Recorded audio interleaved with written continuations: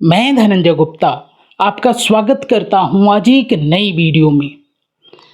आज की इस वीडियो में हम लॉग टेबल में मान देखना सीखेंगे। आज की इस वीडियो में मैंने लॉग की वैल्यूज को देखना बहुत ही सिंपलीफाई कर दिया है। यदि वीडियो आप लास्ट तक देखते हैं तो मेरी गारंटी है कि आपको दोबारा कोई डाउट नहीं होगा लॉग टेबल में मान देखने में। तो देखिए यहाँ पर मैंने एक छोटा सा इमेज दिखाया है आपको लॉग टेबल का। यदि आप अपने किसी बुक में एकदम लास्ट में देखेंगे तो आपको लॉग टेबल वहाँ पूरा मिल जाएगा। देखिए किसी भी लॉग टेबल के कुछ मुख्य भाग होते हैं। जैसे इसका पहला मुख्य भाग होता है, ये इसका पहला कॉलम जहाँ पे n लिखा गया है और जिसके नीचे संख्याएं लिखी गई हैं 10, 11, 12, 13 ऐसे करके। इस कॉलम को हम कहते हैं लॉग टेबल का मुख्य कॉलम। इसके बाद कुछ अदर कॉलम भी होते हैं, जैसे ये 0 वाला कॉलम है, 1 वाला है, 2 वाला है, 3 वाला है, 4 वाला, 5, 6 ऐसे 9 तक के ये अदर कॉलम हैं। और फिर इसके आप लास्ट में देखेंगे तो कुछ और भी आपको कॉलम दिखेंगे यहाँ पर 1 से 9 तक के। इनको कहते हैं मीन डिफरेंस के कॉलम। इन सभी कॉलम का यूज करके यहाँ पे जो भी वैल्यूज दिया गया है, जो भी मान भरे गए हैं, इन सभी मान को यूज कैसे करते हैं आज की वीडियो में यही हम समझने की कोशिश करेंगे। तो चलिए कुछ एग्जाम्पल को लेते हैं और इन बातों को समझने की कोशिश करते हैं कि कैसे हम लॉग टेबल का यूज करते हैं। तो देखिए मान लीजिए कभी आपके सामने ऐसा प्रश्न आ गया कि आपको लॉग 1523 का मान पता करना है। तो आप जानते हैं लॉग 1523 के मान को जानने के लिए आपको लॉग टेबल देखना आना चाहिए, या फिर अब तो आप मोबाइल से भी आप इस लॉग के मान को चेक कर सकते हैं। लेकिन आपको लॉग टेबल आना चाहिए क्योंकि हर बार आपको मोबाइल यूज करने की इजाज़त नहीं होगी। तो देखिए यहाँ पर हम सीखते हैं कि कैसे देखेंगे हम 1523 के मान को। तो सबसे पहले जिस संख्या का आपको लॉग देखना है उस संख्या को आप लॉग से अलग करके लिख लीजिए। जैसे यहाँ पे 1523 का मान निकालना था तो मैंने 1523 को अलग लिख लिया है। और फिर आपको करना क्या है कि इसको कई भागों में तोड़ना है। तो यहाँ पर इसके कुछ भाग हम कर देंगे और इन भागों में 1 और 5 यानी 15 को एक साथ रहने देंगे, 2 को अलग कर देंगे और 3 को अलग कर देंगे, यानी कि कुल इसके 3 भाग हमने कर दिए। अब ऐसा क्यों किया गया है ये समझने की कोशिश करते हैं। तो जो ये पहला भाग आपने बनाया है जिसमें आपने 2 अंकों को रखा है यानी 15 को लिया है, इसको आपको देखना है लॉग टेबल के इस मेन कॉलम में। आप देख रहे हैं यहाँ पर मेन कॉलम में जो संख्याएं हैं वो 2 अंकों वाली संख्याएं हैं, इसलिए पहले पार्ट में हमने 2 अंकों को एक साथ रखा है, 1 और 5 को एक साथ रखा है। क्योंकि यदि हम 1 और 5 को अलग कर देते तो मेन कॉलम में इसका मान ही नहीं मिलता। अब 15 हमको मिल जाएगा, तो यहाँ पर 15 को लेकर हम लॉग टेबल में जाएंगे और 15 वाले पॉइंट पर पहुँच जाएंगे। मेन कॉलम में 15 के सामने हम पहुँच गए। अब यहाँ से आपको क्या करना है कि अगले पार्ट को देखना है जहाँ पर 1 अंक हमने लिया है 2। अब 15 के सामने आप देखें ये अदर कॉलम में जो दूसरा वाला कॉलम है, मतलब ये 0 वाला कॉलम है, ये पहला वाला, ये दूसरा वाला कॉलम है। इस दूसरे वाले कॉलम में आपको 15 के ठीक सामने पहुँचना है, यानी कि यहाँ पे मिलेगा आपको 1818 लिखा हुआ, ये मान आपको लेना है। बात आपको समझ में आ रही होगी कि पहले हमने मेन कॉलम को चुना 15 से और फिर 2 वाले कॉलम अदर वाले कॉलम में 2 वाले कॉलम में हमने देखा कि 15 के ठीक सामने दूसरे वाले कॉलम में यहाँ पर क्या लिखा गया है। तो यहाँ पे लिखा है 1818 यानी 1818। अब इस मान को यहाँ पर हम लिख लेंगे, तो हमने लिख लिया 1818। अब इस तीसरे पार्ट का यूज हम करेंगे। ये जो तीसरा पार्ट है इसका यूज होता है इस मीन डिफरेंस वाले कॉलम में। अब यहाँ पर इसके ठीक सामने, किसके ठीक सामने, 15 के ठीक सामने हम मीन डिफरेंस वाले कॉलम में पहुँचेंगे और तीसरे कॉलम में देखेंगे कि क्या संख्या लिखी गई है। तो आप देखें जब यहाँ पर आते हैं आप तीसरे वाले कॉलम में, तीसरे वाले मीन डिफरेंस के कॉलम में, तो यहाँ पे 9 भी लिखा गया है, 8 भी लिखा गया है। आप देखें ऊपर 9 नीचे 8 लिखा गया है। तो यहाँ पर फिर से आप देखेंगे कि जिस मान को आपने सेकंड पार्ट में देखा था यानी 2 वाले मान को, ये ऊपर लिखा गया है कि नीचे, तो आप देखो ये ऊपर लिखा गया है। जैसे 5वें कॉलम में देखें आप मान नीचे लिखे गए हैं, तो यहाँ पर हम नीचे वाले मान को सेलेक्ट करते। ये मान ऊपर लिखा गया है तो इन दोनों में से ऊपर वाले मान को हम सेलेक्ट कर लेंगे, यानी यहाँ से हम ले लेंगे 9 और इस 9 को इस वाले मान में हम जोड़ देंगे। तो यहाँ पर हमने 18 18 लिया था 15 और 2 से, और 3 से हमको मिला 9, तो 9 को इसमें हम जोड़ देंगे और इस प्रकार हमको मिल जाएगा 1827। उम्मीद है कि यहाँ तक की बात आपको समझ में आ गई है। लेकिन ये अभी आपके लॉग 1523 का मान नहीं हुआ। अब फिर दूसरा काम आपको क्या करना है, फिर से इस अंक को दोबारा आपको लेना है, यानी 1523 को आपको दोबारा लेना है और ये चेक करना है कि दशमलव के पहले इसमें अंकों की संख्या कितनी है, यानी नंबर ऑफ डिजिट कितने हैं बिफोर डेसिमल।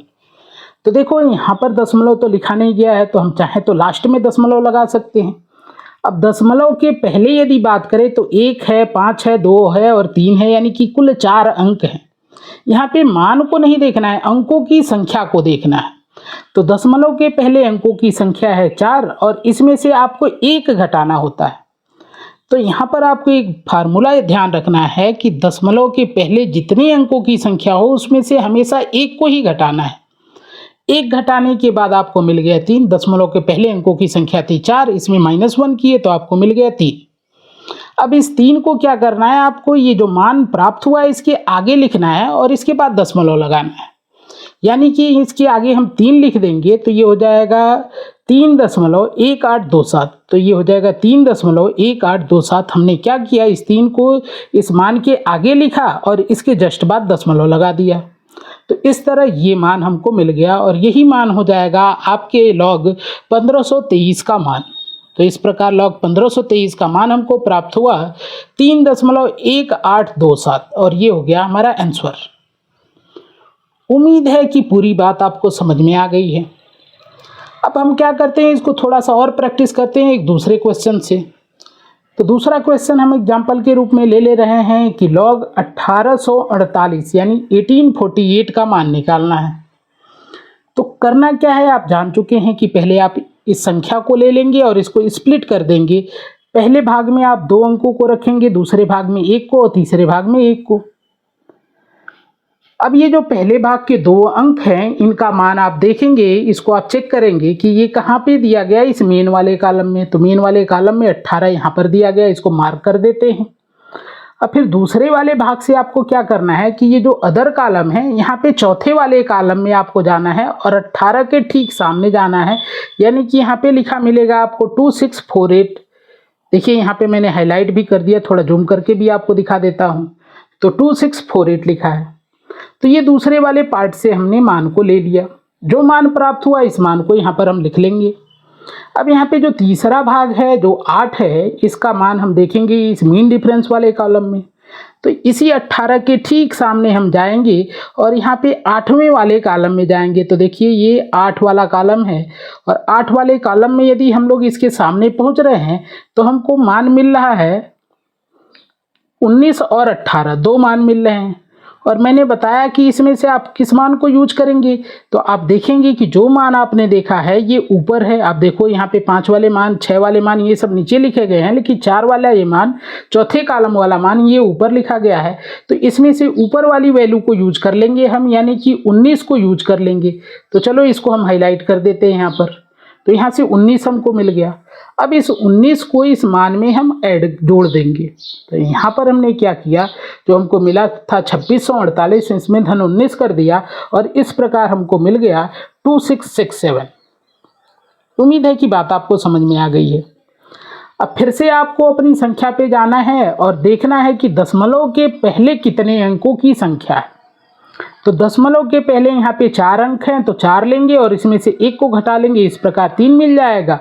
अब 3 को यहाँ पर इसके आगे रख के इसके बाद दशमलव लगा देना है, यानी कि आपका मान हो जाएगा 3.2667 और यही हो जाएगा आपके लॉग 1848 का मान। उम्मीद है कि बात आपको बिल्कुल क्लियर हो गई है कि कैसे हमने इस वैल्यूज को देखा। तो इस प्रकार 2 क्वेश्चन मैंने लगाया जहाँ पर हमने 4 अंकों की संख्याओं में लॉग के मान को चेक किया है।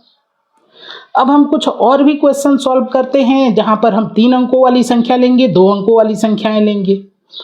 तो चलिए अगले एग्जाम्पल को देखते हैं जहां से आपको थोड़ा और क्लियर हो जाए यदि कोई डाउट बचा होगा तो इस बार हम लेंगे 238 का मान, देखेंगे लॉग 238 का मान। ये 3 अंक वाली संख्या है।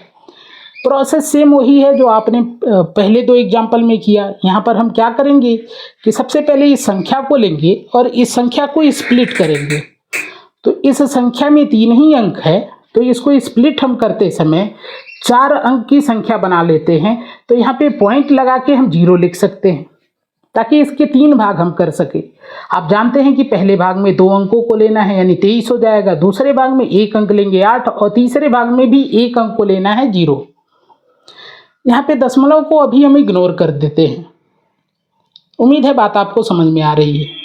अब इस 23 को आप कहाँ चेक करेंगे? आप मुख्य वाले कॉलम में 23 के सामने जाएंगे तो देखिए यहाँ पर 23 को हमने हाईलाइट कर दिया। अब फिर ये अदर कॉलम है, इसमें आप 8वें वाले कॉलम में जाएंगे। देखिए ये 8वां वाला कॉलम है और आपको 23 के सीधा सामने जाना है, तो यहाँ से आपको मिल जाएगा 3766 और इस मान को यहाँ पे आप नोट कर लेंगे 3766 को।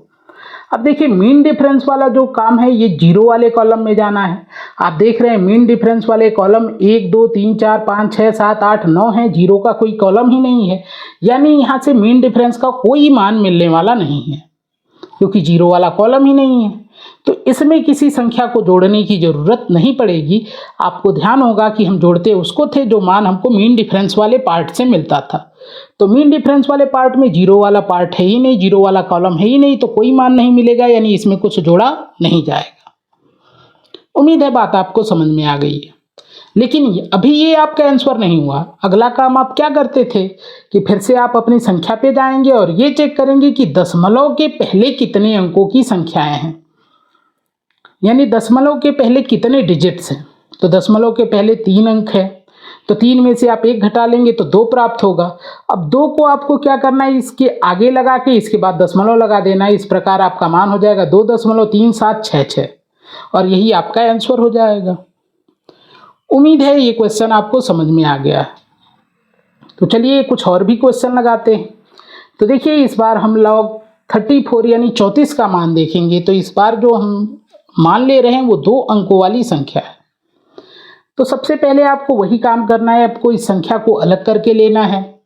अब इस 34 को 4 अंक में लाने के लिए हम क्या करते हैं, 0.00 लिख देते हैं। अब इसको स्प्लिट करेंगे हम 3 भागों में। तो पहले 2 अंकों को एक साथ रखेंगे, फिर दूसरे अंक में 0 और तीसरे अंक में भी 0, यानी इसको 3 पार्ट में हमने स्प्लिट कर दिया। अब ये जो 34 है इसको 2 अंकों को एक साथ इसलिए रखे क्योंकि मेन कॉलम में 2 अंक हमेशा साथ में रहते हैं। अब यहाँ पर आप 34 के सामने जाएंगे और दूसरा जो पार्ट है इसका 0, यानी इस बार अदर कॉलम के 0 वाले कॉलम में आप मान को चेक करेंगे। तो यहाँ से आपको मान मिलेगा 5315 और मीन डिफरेंस वाले फिर 0 वाले कॉलम में जाएंगे। तो 0 वाला कॉलम तो है ही नहीं, यानी मीन डिफरेंस का कोई मान नहीं होगा। मीन डिफरेंस का कुछ मान होता तो इसमें ऐड करते, कोई मान नहीं है तो ऐड करने की कोई ज़रूरत भी नहीं है। अब फिर क्या करना है, आपको अपनी संख्या पे जाना है और ये चेक करना है कि दशमलव के पहले कितने अंक हैं, number of digits before decimal कितने हैं। तो इस बार 2 अंक हैं दशमलव के पहले, तो 2 में से 1 को घटा देंगे, 1 प्राप्त होगा। 1 को हम इसके आगे लगा देंगे और फिर दशमलव लगा देंगे, तो हमारा आंसर हो जाएगा 1.5315 और ये हो जाएगा लॉग 34 का मान। चलिए एक लास्ट क्वेश्चन और लगाते हैं और इस बार हम लेंगे 1 अंक वाली संख्या, यानी कि हम मान चेक करेंगे log 2 का कितना होता है। तो सबसे पहले log को हटा के इस संख्या को ले लेंगे, तो 2 है। अब इसके आगे यदि हम चाहें तो दशमलव लगा के 3 0 लगा सकते हैं। अब इसको स्प्लिट करेंगे तो पहले पार्ट में 2 अंकों को लेंगे, यानी 20 हो जाएगा, फिर 0 और फिर 0, इन 3 भागों में हमने इसको बांट दिया। तो अब ये जो 20 है इसको आपको मेन कॉलम में देखना है, तो मेन कॉलम में 20 के पास चलते हैं। अब दूसरा पार्ट जो है इसमें 0 है, यानी अदर कॉलम में आपको 0 वाले कॉलम में मान को देखना है। तो 0 वाले कॉलम में आपको मान मिलेगा 3010।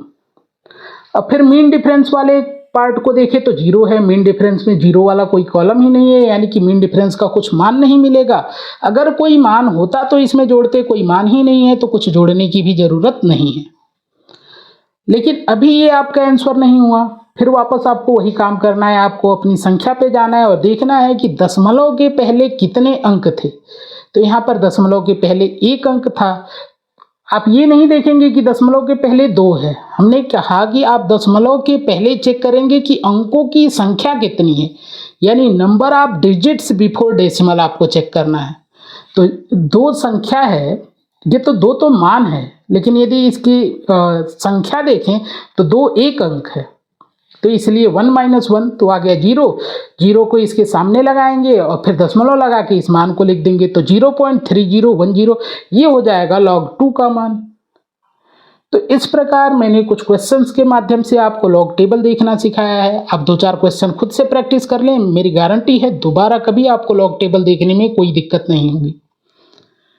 उम्मीद है कि इस वीडियो से आपके लॉग टेबल का पूरा कॉन्सेप्ट क्लियर हुआ होगा, आपको वीडियो पसंद आई होगी। यदि वीडियो पसंद आए तो वीडियो को लाइक करें, अपने दोस्तों के साथ शेयर करें, चैनल को सब्सक्राइब करके बेल आइकन को प्रेस कर लें और वीडियो से संबंधित अपने विचार को कमेंट बॉक्स में लिखें। मिलते हैं आपसे फिर से एक नए वीडियो में कुछ नए कॉन्सेप्ट के साथ।